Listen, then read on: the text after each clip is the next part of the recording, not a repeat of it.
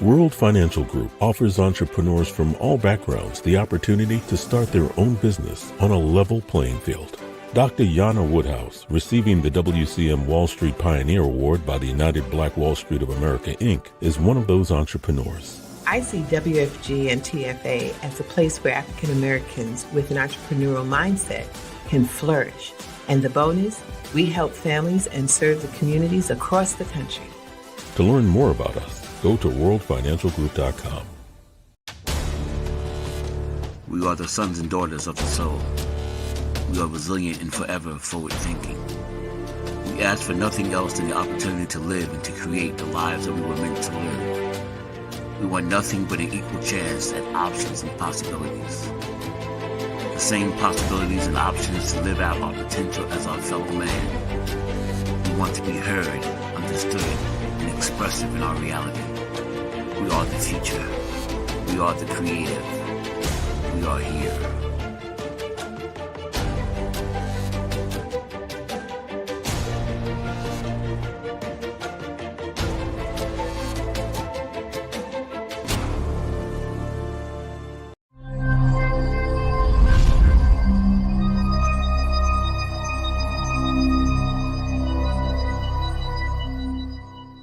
This is Kia Rogers, and you're listening to Urbanology with my dad, Tony Roers, on WHCR 90.3 FM New York.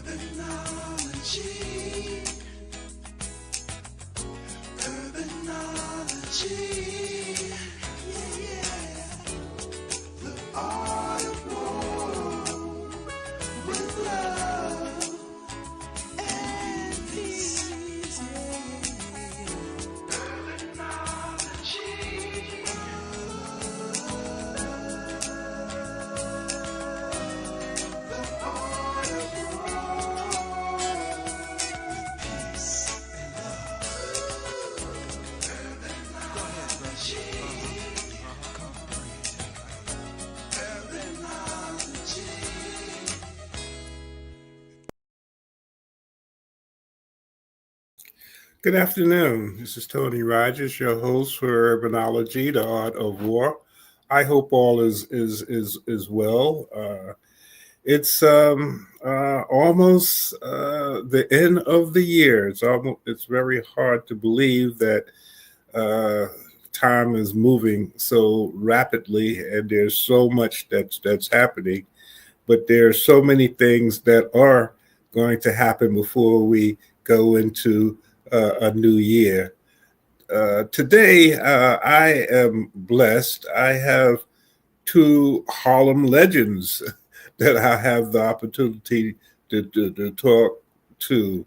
One is a brother, G. Keith Alexander, who is a personality that, for those who are my age, knew their WWRL, WBLS, those radio shows at a certain point in time became the voice, just like Urbanology or Soul City and WACR is the voice of Harlem. At one point, it was the radio stations that really carried a lot of the messages. And there were people like Frankie Crocker and G. Keith Alexander, Von Harper, who really were important factors in the development of many of the things that are going on in the New York City area. The other guest is truly a legend. Many of you have seen him on our show. Voza Rivers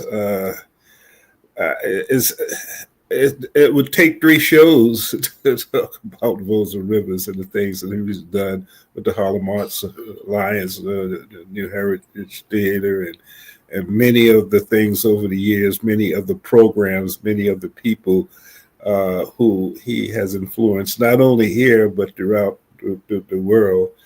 And truly, both of these gentlemen are going to be part when we talk about the second Harlem Renaissance. They will definitely; these names will definitely be mentioned in the historic development of the Harlem, but the Harlems of the world. So please welcome G. Keith Alexander and Voza Rivers. Wow, incredible. First of all, let me just say this. I finally made it to Urbanology with Tony Roers on the Soul City Network. So give me a moment while I alert the press. Hold on. Well, coming from you, G. Keith Alexander, that's an honor in itself because I used to run around trying to get autographs from, these guys, man. People, between G. Keith and Frankie Crocker, we would stand out because we were in the same building at one point, 310 Lenox Avenue, and the whole thing is who's coming up, who's going to be on the show today. We couldn't do a lot of work.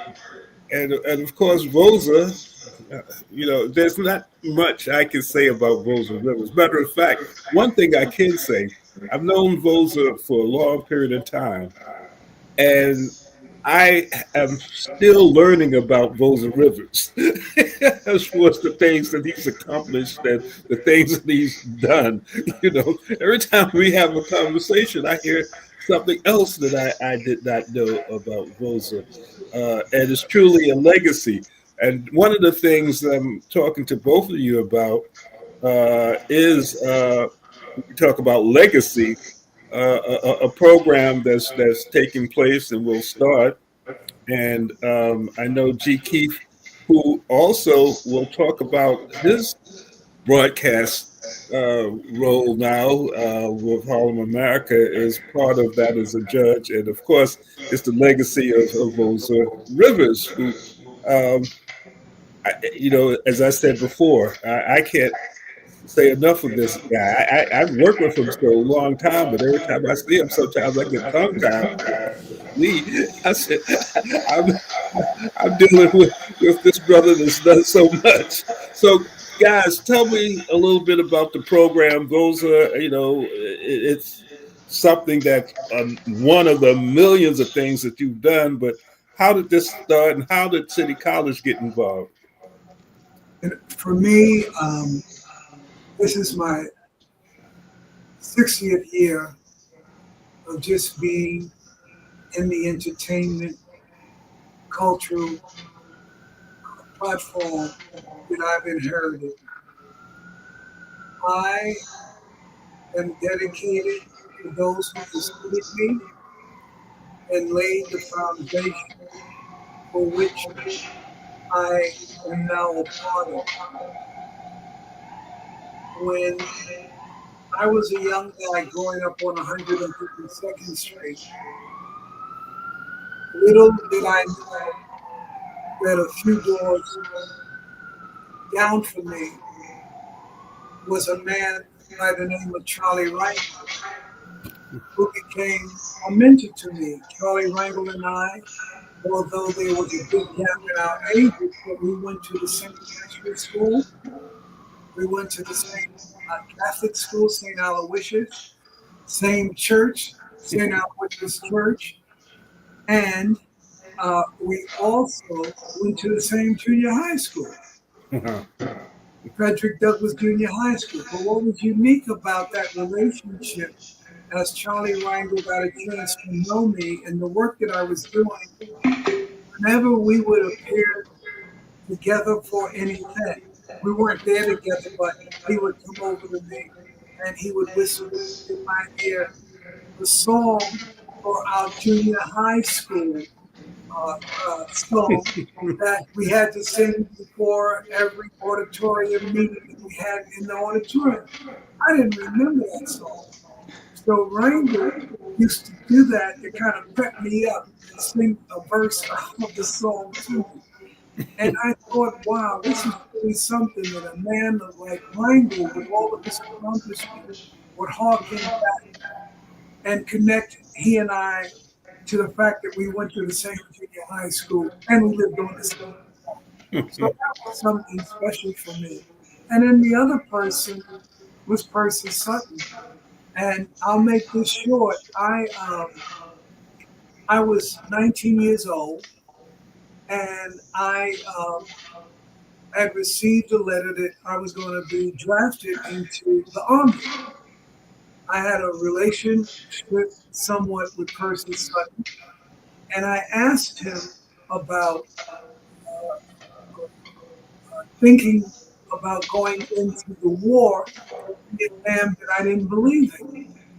And Percy reminded me that there were certain occupations that you could go into that municipalities needed, like sanitation workers or police officers, doctors, and lawyers. They could be exempt from going into the war. And I didn't think about that. And he said, but Boza, if you're serious, because in my mind, I was getting ready to wrap myself up and go to Canada because I was going to have to go to the Vietnam War.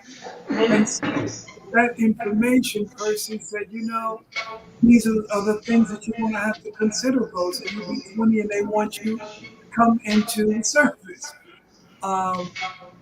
Fortunately, Sutton alerted me about those exempt occupations,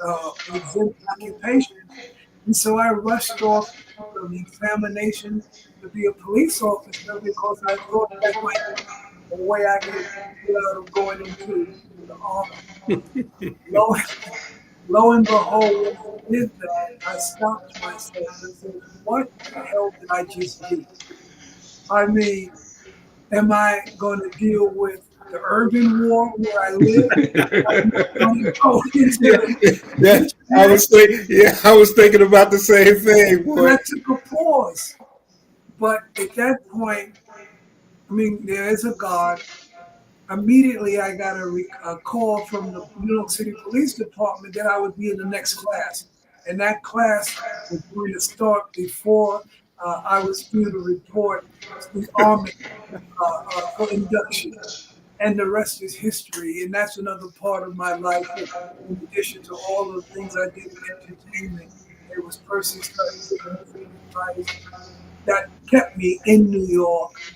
And although I was a good producer, I did so many things, Tony and Keith, and you guys know about all of the cultural and artistic things that I've done. And so many things, So many. Sarah Fee. I mean, we can go on and on and on. But the legacy, Keith, you're a judge. What has been your experience of being involved with this program? Well, first of all, I thought it was an honor to be asked to be a judge for the Voza Rivers Legacy series, and I got a chance to really sit and listen to some of the wonderful writing from screenwriters and playwrights during this particular series. But first, I just want to say though that I want to give props to Voza because not only is he deserving of this legacy, but there are a lot of things that go on in Harlem, a lot of events, and a lot of various places where the who's who of Harlem are seen and welcomed. And no matter who's in the room, when Voza Rivers walks into the room, he commands the air around him, and people, no matter what conversation they're having, they all turn and go, "Hey, Voza's here. Voza's here." So I just want to give you that right now, Voza, that folks really, really respect and find you to be a pillar of our community. Now, you're welcome. The series, the first series, I think was the October 30th, I believe it was. We had 8 playwrights and screenwriters who presented their work. And we, along with Lady Irene Gandy and a couple other people, Jamal Joseph's son, and another woman, I don't remember her name, we all were judges along with Voza. And it was really, really, I felt as though uh, the works that were that were displayed that night were very good, and it was very hard to make a decision. But I looked over at Voza, and Voza didn't have any. Everybody else was kind of doodling and scribbling and making notes. Voza knew exactly what he was going to put on paper based on his experience with the arts. He knew exactly what to look for and to listen for, and I was impressed. Well, Voza has been doing this for so long and has influenced so many people. I couldn't think of anyone else who, in my lifetime, dealing with the arts in Harlem, except for Roger Furman, who was the shoulders that Voza was standing on. Roger, don't bring no bad vibes. And leave them at the door. The New Heritage Theater, but. Voza, what's the focus and what's the final outcome of this series, and what do you want to see? Well, it's the identification, the cultivation, and the presentation of new voices. Some are new voices, but some are voices that have been around folks. Uh, One of the women who was being considered flew from LA, 80 something years old, to read her script. And lo Wow. and behold, she was one of the finalists. And I am so proud of her. I mean, to come and take that kind of a trip to be a part of a competition and then have something that we all are proud of because she was one of the finalists. So it's that kind of exposure, Tony. I know that Roger and Ozzy Davis and Ruby Dee and Harry Belafonte and people that helped me about the importance of culture is being replicated and shared with not only our current generation, but generations to come. I did not think about the Legacy series. I was approached by Irene Gandy, who instructed me that I had no choice about what to do. And I said, Irene, what are you getting ready to tell me? I have no choice. She said, Boza, we're going to do a legacy series and you can't say anything about it. No if, ands, or buts about doing it. And I says, well, what does that mean? Shut up, Boza. This is what's going to happen. And lo and behold, he keep I'm there with him as a judge just so I could see it. But these women took that on, and I am so honored, Tony. It's really rewarding and comforting and warms my heart when I'm up at City College with Keith and the other judges and listening to the talent that we have and the actors that we have that are reading these, that making these scripts come alive. With the music that some of them have incorporated. It's a fabulous evening when we do it. And again, this is going to take place. At least on the third, there is a press conference to announce this event. The winner or the people who come out, if there is that type of situation, is there something that will be offered to them or some type of Well, opportunity? the winner gets $500. That's one thing. But more importantly, they get exposure, and other uh, entities like the Writers Guild, uh, the, uh, the other kinds of organizations are now being advised that we have created this legacy series, and now they're coming out. So on December 15th at Shepherd Hall at City College, we're going to have the winners of the open mic competition presented. And as a result of that, I'm quite sure we're going to see inquiries on how others can join, but more importantly, people can come and meet and be a part of listening to some of the new voices that we're showcasing with these competitions. Well, Well, we got to give credit though also to Amy and Yeah, also Alisa, yeah, for producing it with Irene, yes. and we got to give credit to the performers who actually read the various all eight performances. They did a great job. You know, William Green and Rhea Alexander and some of the other people, they were really great in their performances. And it was under Michael Green's direction. Oh, Michael Green. I'm sorry, Michael Michael Green. I Green said William Green. Yeah. identified the artist, uh, and um, and he has a big job to do because he's got to read all those scripts himself, and then talk about the which of the actors that will do it because we use the same uh, four actors for each reading. hmm, Yeah. And you know, some is a dramatic plays, others it could be a comedy, and others it could be a serious piece.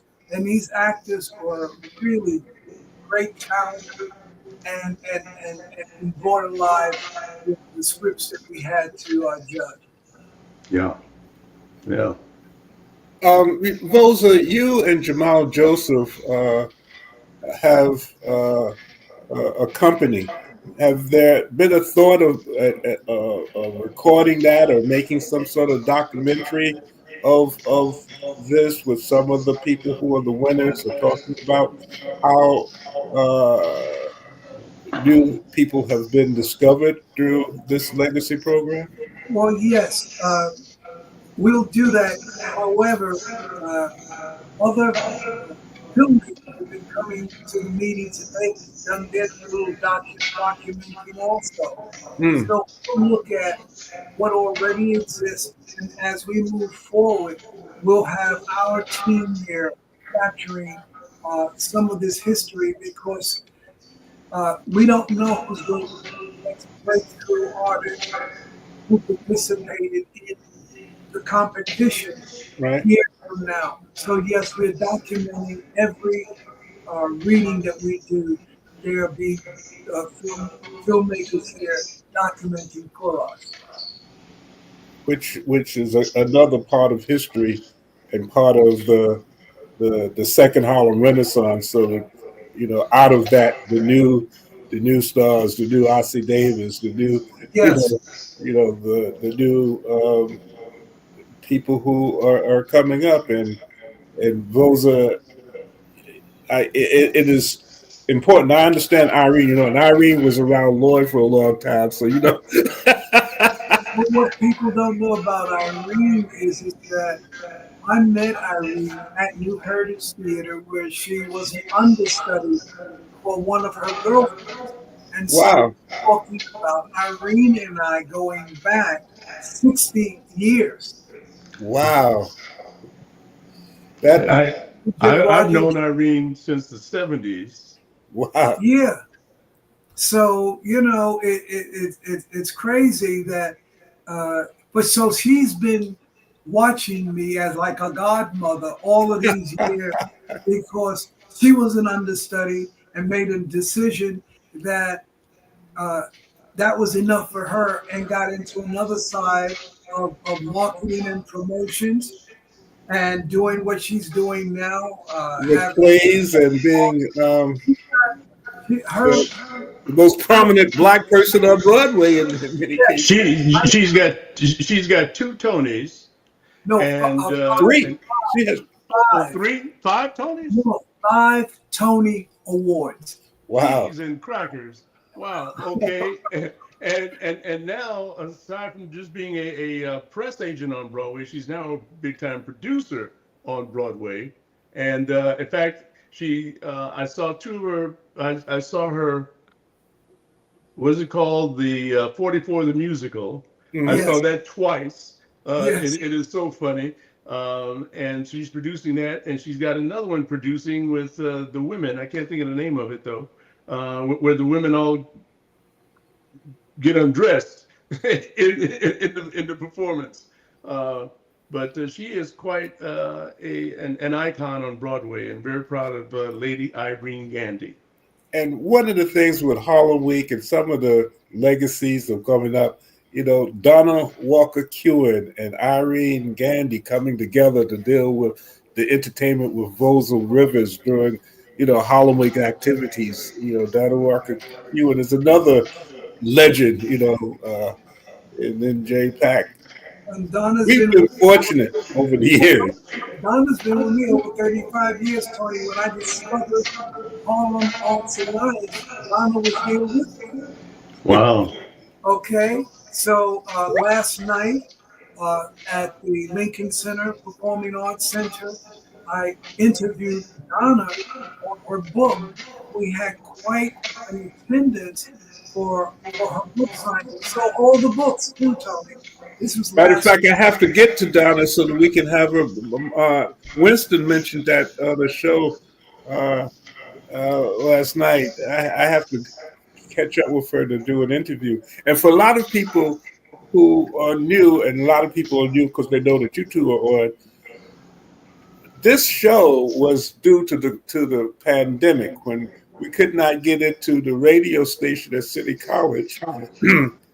Matt offered having my Urbanology show using Soul City, and we developed two different markets, so we just kept doing both. So as we speak now, there's another radio show going on where I was interviewing Bobby Hunter, on some of the projects that he's doing. He's getting honored. Yes. The 100th anniversary of the Globetrotters. So he's being honored at Madison Square Garden and doing some other things there too. Another part of that family. It's been an interesting journey we've been on, and I don't remember G. Keith when you were at 310 Lenox Avenue. I heard you, I knew you as a personality, but I guess I was too focused on Frankie Crocker. I was amazed. Everybody. Crocker. I mean, he was Spendelli, Everybody was focused on him, and I was the first person he hired when he took over WBLS, and he made me. I remember the day he told me, he says, "You're going to be my librarian.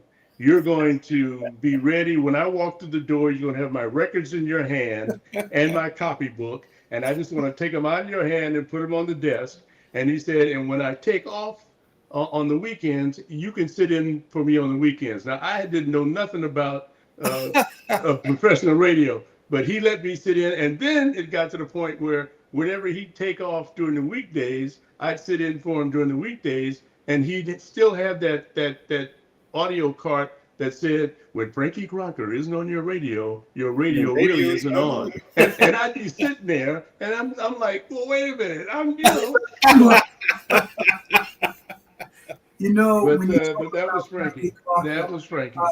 I also had the honor of producing his memorial at Riverside Church. I remember that, yeah. And I learned a lot about him. I learned about his looking at religion that a lot of people didn't know about. It was a very interesting journey to be in his company, and I appreciated all of the time that I spent with him and at the station. He was great person. Great. So at this moment, I'd like to have a moment to do a little self-promotion, please, if I may do a plug before we leave. I just want to remind everybody that if you go to harlemamerica.com, you can read about Harlem's creative spirit shines at the Voza Rivers Legacy Series open mic competition. We did an article that's in my blog, And you can read all about the competition that we just had recently with Voza Rivers. Uh, and I just wanted to give you that little plug. Well, that's plug. That was the reason why we were having the show to make let you guys talk about the series. Matter of fact, as far as the public, is there any type of streaming or any? How would people, if they want to take advantage of some of these readings, is that still opportunity for people to see those, or how is that going to work? Yes, yeah, it's open. The readings are open to the public. But what happens is now the students at City College know what's going on, and they're inviting other students to write, Mhm. invite people. It's an open reading. No reservations necessary, but uh, so far we've been able to fill up the rooms. But it's open, and there is a RSVP number that they can call to let us know that they're interested in coming. But so far, we haven't had an It, overflow where we couldn't accommodate the people that have been coming out. do you have access to that number that you can share? Yeah, they can call my office, which is 212-926-0104, and the person is PJ, which is for Temple Gene. But they can call that number, 212-926-0104. That's the New Heritage number. And G. Keith, getting back, I was going to ask you to talk a little bit about how you developed the Harlem America and what your thoughts and vision and what you are looking to do, and if people want to be involved, how can they do that? Well, thank you very much there, Tony. Harlem America came about right before the pandemic. I wanted to have I wanted to give young people an opportunity to be able to be a part of a network that was collecting and cultivating and capturing the culture in Harlem so that we could showcase it to the world. And at the same time, I wanted to support businesses, entrepreneurs, CEOs, thought leaders, and people like that by giving them a platform by which they could have their radio or TV show on Harlem America. We have podcasts, we have TV shows, we have articles, and Harlem America covers a lot of the major events happening in Harlem. And we our vision is to be able to reach the tourists and people who are coming to New York, give them a reason to come up to Harlem to see what we're all about here in Harlem. And that's basically what Harlem America, the mission is for us. And being that I've been in entertainment for so long, a lot of the people and celebrities are responsive to me, so I'm able to leverage my career and things I've done to be able to bring people into and onto Harlem America. And well, both of you, have talked, and many of the people that I used to see in the movies and hear, you guys had relationships with, and I'm always amazed. Sometimes I see G. Keith interviewing this person and that person. I said, "Damn, I didn't know you knew him."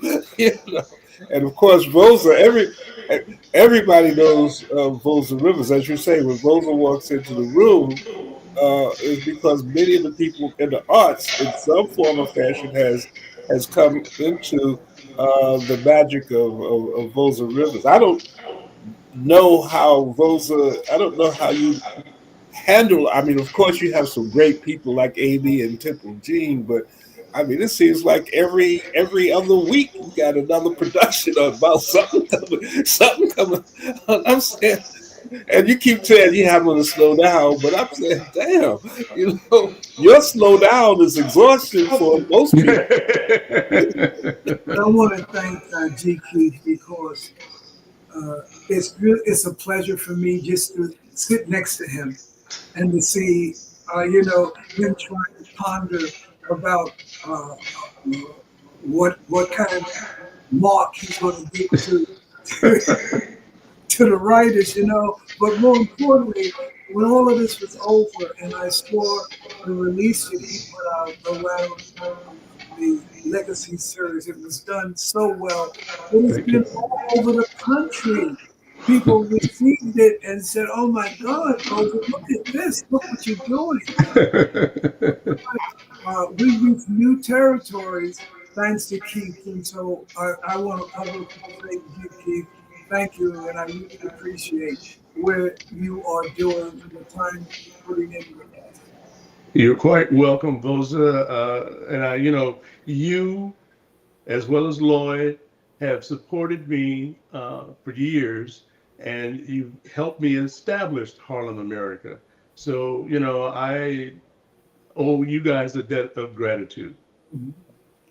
Well, it's just interesting to me to have been blessed to be a part of this journey since 1974. Hollow Week is going into its 52nd year, and to have been able to see so much stuff, so many things, so many people.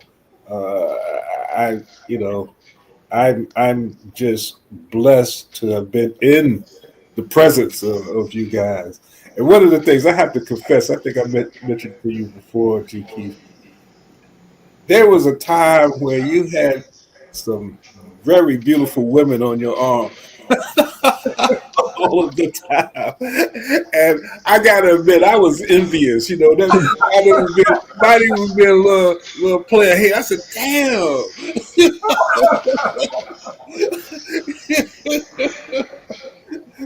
You know how you go. You at the club and you see my man come out of his car, and he had all dressed up and walking in, and everybody, standing on line, and he just walks right on. Well, I got to tell you, I learned that from Frankie. I learned that from Frankie. Frankie, when I first met him, he'd have a woman on each arm, and he had his hair flowing in the Wild Bill Hickok type of way, and he was always dressed sharp. And I said, wow. And I remember when his show was over, and they go, there I go, there I go, there I go. Yeah. Well, that record was played. Okay, his show was over at 8 o'clock. They put that record on about maybe 7:50. By the time that record was over, Frankie and I were downstairs in his Rolls Royce on our way down to the discotheques. Now that record was about 8 minutes long. So Moody's Mood for Love. Moody's Move for Love. And so I learned from Frankie, when I'm riding in Frankie's Rolls, he would give me all sort of Frankieisms. G. Keith, now remember, when you buy a car, don't buy an American car, get a foreign car. I said, why, Frankie? He said, because women like them. So every car I've ever had, I've had about 7 cars. They've all been foreign cars because of Frankie. And then Frankie and I, because of his Rolls Royce, the first thing I could afford was a Volkswagen, which I painted black over silver, and I had a Rolls Royce grill put on the front, and a Continental kit put on the back, so that I could be like Frankie. Okay.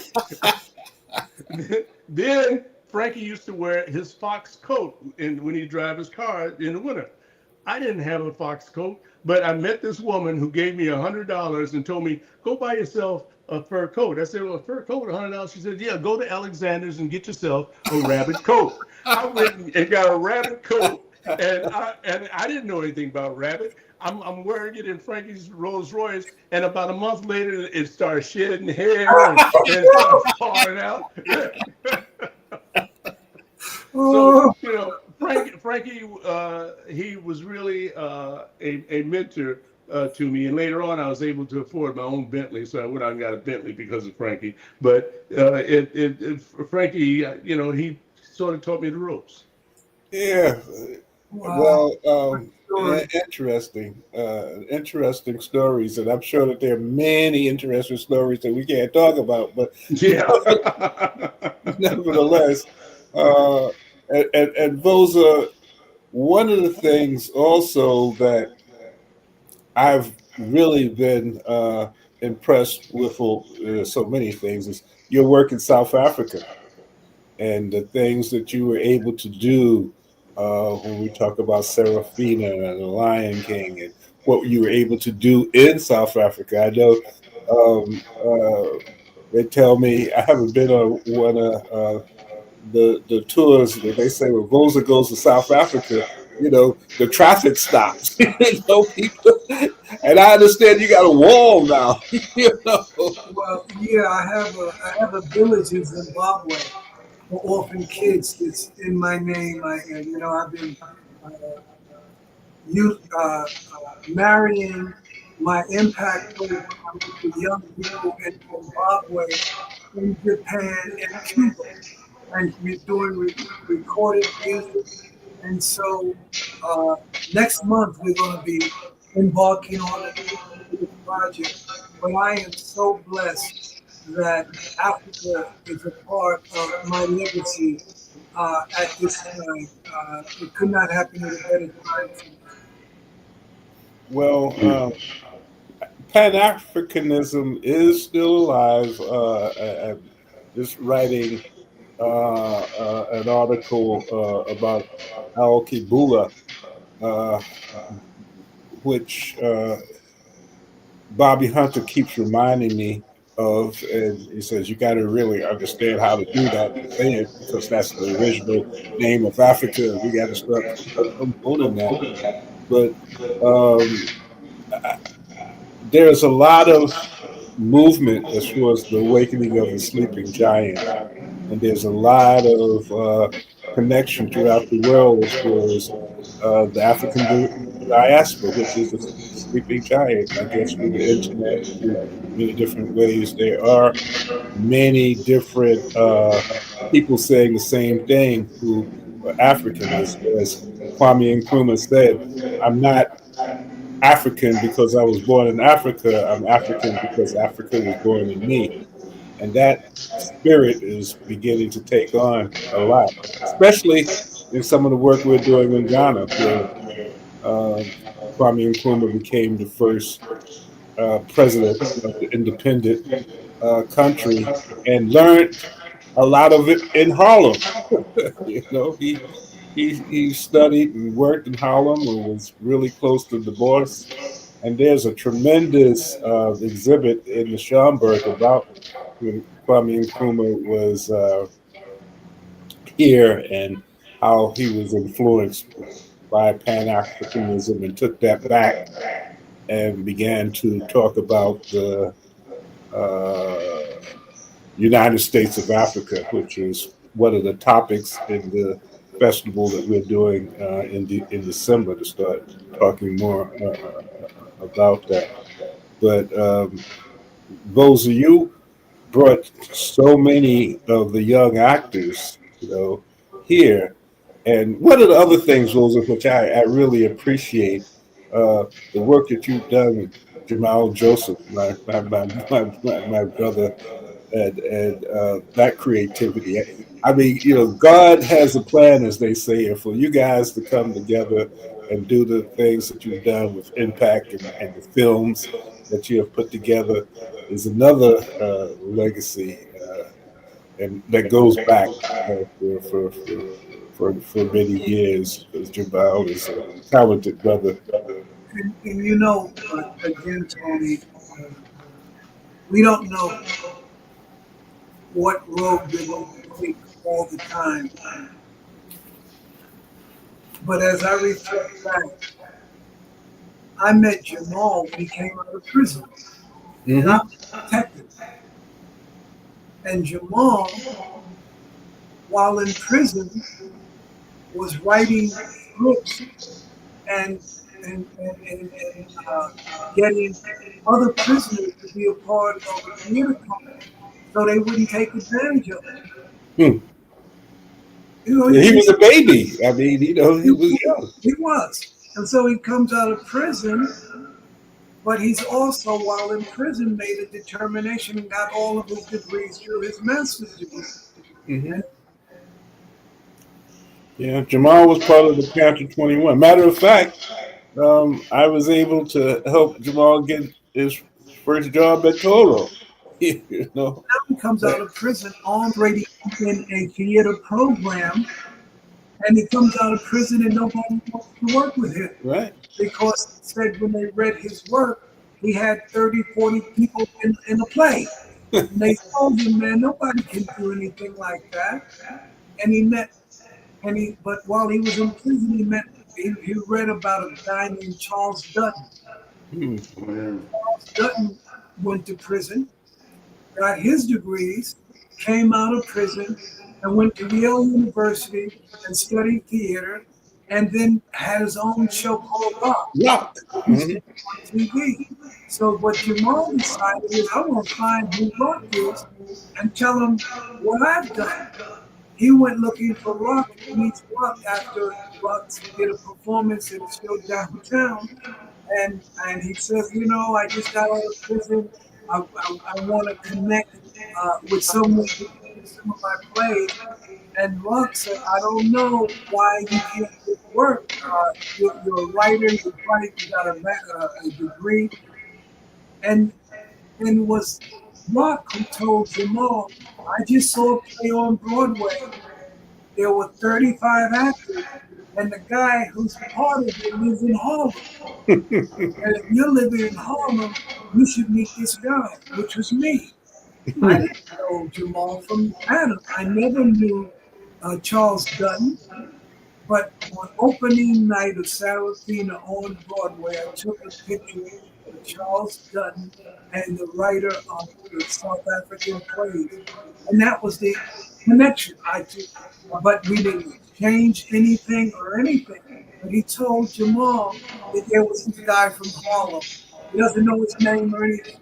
Next thing I know, I get a call from Charles Dutton. He found out how to reach me and met Jamal and the rest of the history. Once I met Jamal and I heard his story, I knew that we had a lot in common. And my life changed. And now Jamal's been with me almost 40 years, and we've been doing films and working with young people. We've all, and our impact program, more than 1,000 young people have gone through the program. Now they're doctors and lawyers and principals. And so we are so proud. And lastly, I need to say thank you to City College. City College, I've made a major announcement several months ago, and my youth program, which is now housed at City College in perpetuity. Which is great. And actually, we started, because when I was there, we used to have impact doing Yes. performances at the college. So it's full circle. Yes. All of this stuff. Jamal and I was in the Panther Party. He was Yes. trying to get a job. I gave him the interview with Toro when they were coming into place, and he went from there to become the chair of film and video school at Columbia University. So, we've all touched each other in so many wonderful ways, and I'm happy to be a part of uh, this Soul City component, and because it gives us a chance to record some of this history, so that what you're doing, Keith, and what you're doing, Voza, as far as the films and all of the things that are taking place. So um, hopefully, if our world continues the way things are going, those young people will have some recorded history and won't have to, because when you go, people step in and claim all of the things that you did and say that they did it and just change the names around. But at least we have the ability now to uh, create our own narratives and develop a way to allow for people to understand how that really happened, rather than somebody his story is our story. So That's important. And again, give us information, Keith or Voza, about how people can find out more about the legacy program, and if they want to get involved, what they should do. Well, okay, I just have the sheet in front of me. So, uh, but people can actually go to the New Heritage Theater .org website, and they could call for additional information at 212-926-0104. And they could actually speak to someone in reference to the Legacy series. And they can go to harlemamerica.com and read the Most Soulful Place on Earth blog by G. Keith Alexander, and it'll tell you about the series as well.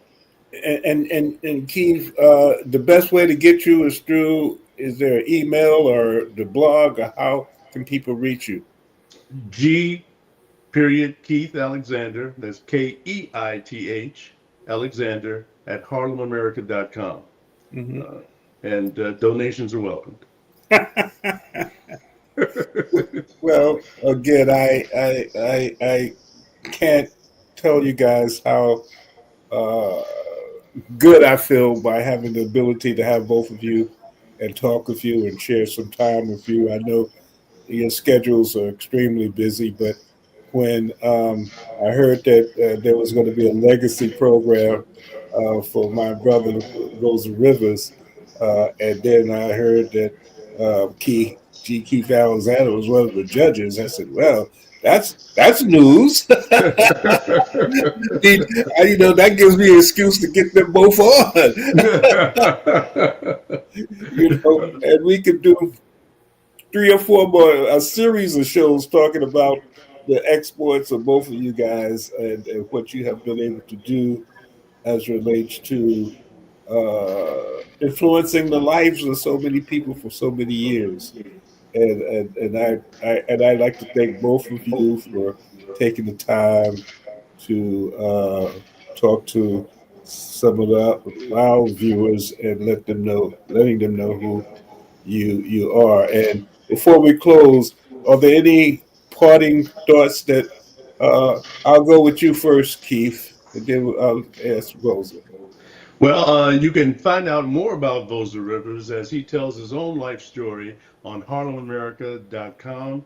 You can check him out, and you'll be really amazed to find out all of his achievements, at least some of them anyway.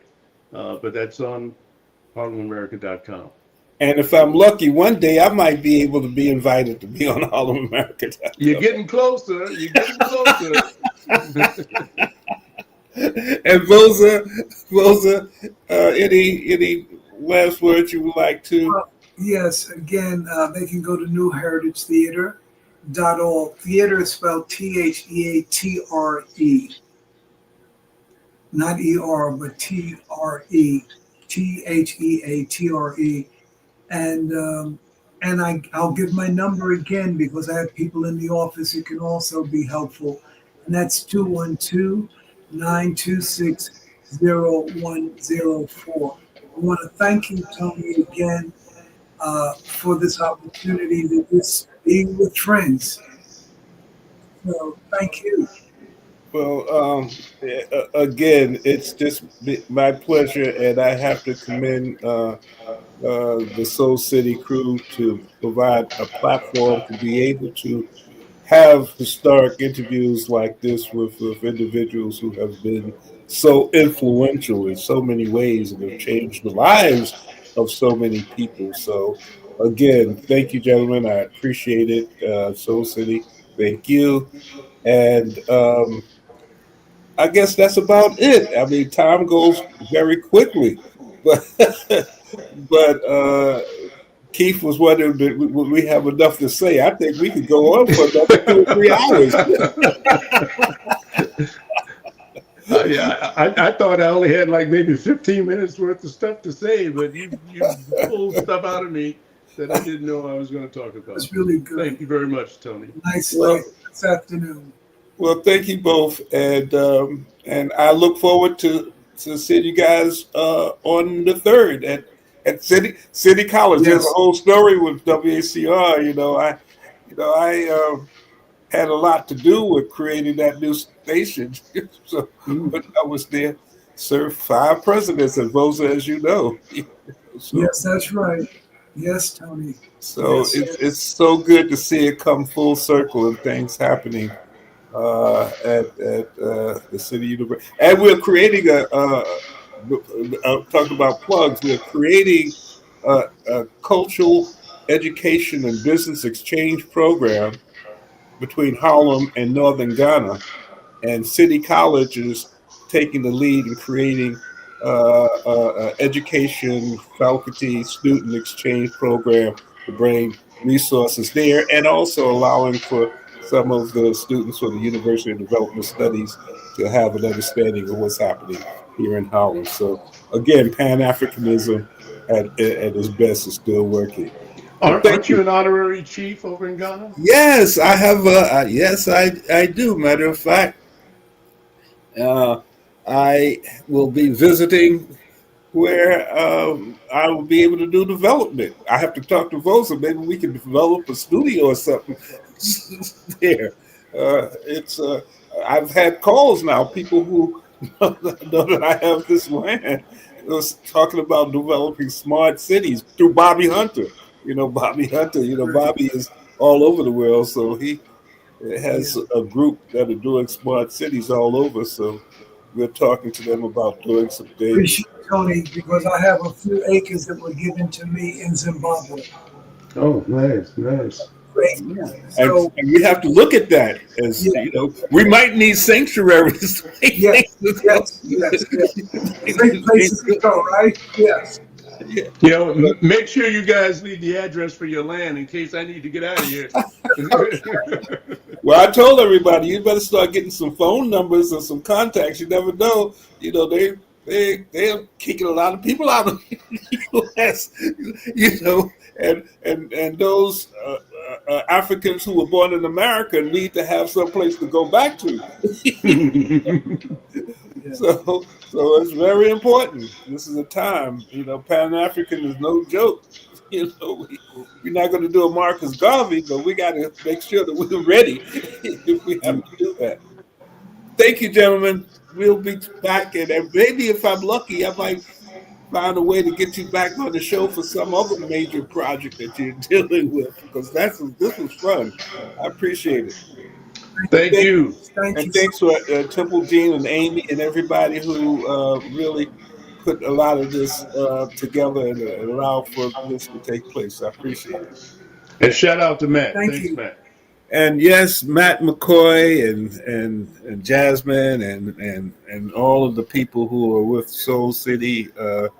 It's always been a pleasure. Many years that we've had this platform, and I am just, as I say, blessed. I every day I wake up, I'm thankful to have been able to be in a position to know people like the G. Keith Alexander and Voza Rivers and Lord Williams and all. It's been a blessing being in the right place at the right time, and now I can talk about it and prove it. In years to come, my grandchildren say, "Yeah, he knew them. He was on TV." Take care, guys. I All appreciate it. right. Thank you. Thank Thank you. you. And that pretty much wraps up today. And wow, that was a great experience talking to those two giants. And hopefully, you will get a chance to experience this legacy program that's taking place at the City College of New York. And once more, thank you, Yana, Jasmine, Matt, Soul City, for providing the opportunity to talk. And I'll see you next week, God willing. Take care. This is Kier Rogers, and you're listening to Urbanology with my dad, Tony Rogers, on WHCR 90.3 FM New York.